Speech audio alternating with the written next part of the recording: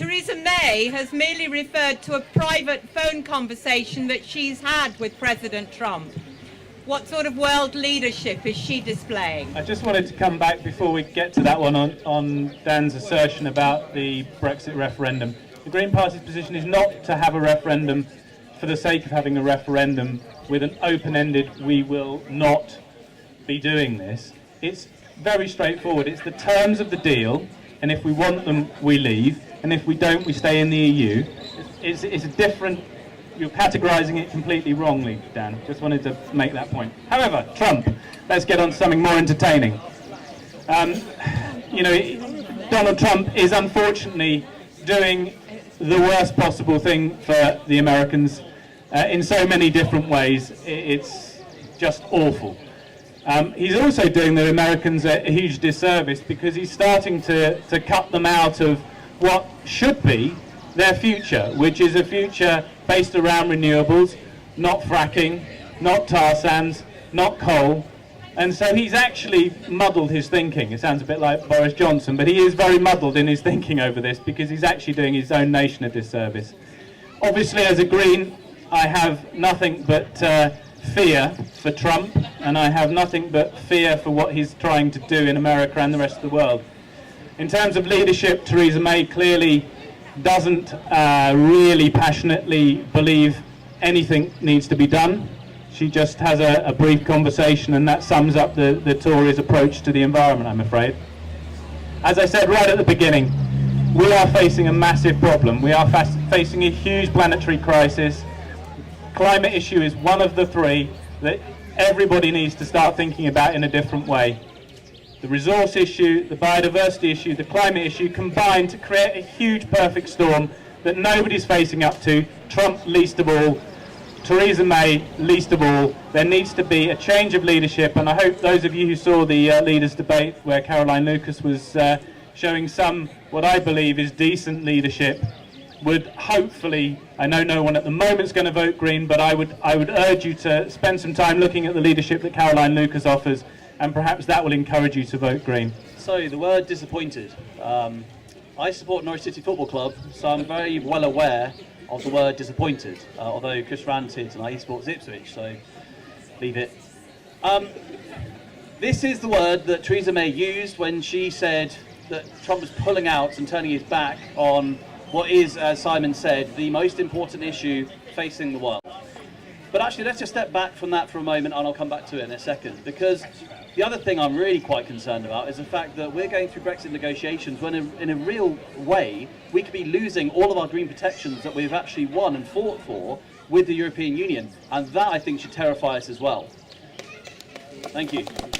Equally, there was a council in Lancashire who said that they would, because of their local people saying they didn't want fracking, they actually said as councillors they would not have fracking, and then the Tory government overrode that decision and pushed ahead with fracking as well. So that is, I think, when it comes to green issues, just to flesh out Simon's point, that is what we're faced with when it comes to Theresa May. So is it really surprising that when this happens, she kind of goes, it's a bit disappointing? I think we need strong leadership to stand up to Trump when we have to stand up to him, to work with America when we have to work with them. Because actually, you know what, we can just say, we hate Trump and we're going to just close down everything. Unfortunately, he's a leader of the free world. We have to acknowledge that. So we have to work with America still in a progressive way, and that is really important as well. But we have to also be the best friend to say to our friends sometimes, you know what, you've just got it really wrong. And at the moment, Trump is not really concerned with the rest of the world. And I think this should also make us worry when it comes to Brexit negotiations, because thinking a trade deal is going to be easy with America, when America really is focused at the moment on the Rust Belt, is going to be a massive problem. So a strong voice is essential. That goes into our foreign policy. We can't depend on America in the way we have in the past. We have to actually work with our European partners much more in the future and the rest of the world. And that's actually the recommendation from one of the Lord's Select Committees, which I wholeheartedly agree with. So that's the issue. Disappointment is not good enough. To answer your question, she should have said a lot more and joined with Macron, with Merkel, and actually signed the declaration to say that this is disgraceful. And Heidi next, please. So here's the thing, Theresa May wasn't the only person not to sign that letter. It's the G7, Canada and Japan didn't sign it either. And there are different ways of dealing with people and different characters. The thing that always makes me smile as a new MP, I've been learning the ropes for the last 2 years. The number of my colleagues, when I hear about how they've handled certain issues in their constituencies on behalf of residents, oh yes, I've written a strongly worded letter to the Minister, and that's supposed to fix it. I find actually having conversations with people, of talking to ministers, of getting in there and making them understand behind the scenes what the issue is much more effective than just putting your signature at the bottom of a piece of paper. So yes, if you'd like Theresa May to write a strongly worded letter, then by all means, but actually I think what she's doing is potentially much more effective and powerful by talking to him one-to-one, separately, out of the media glare.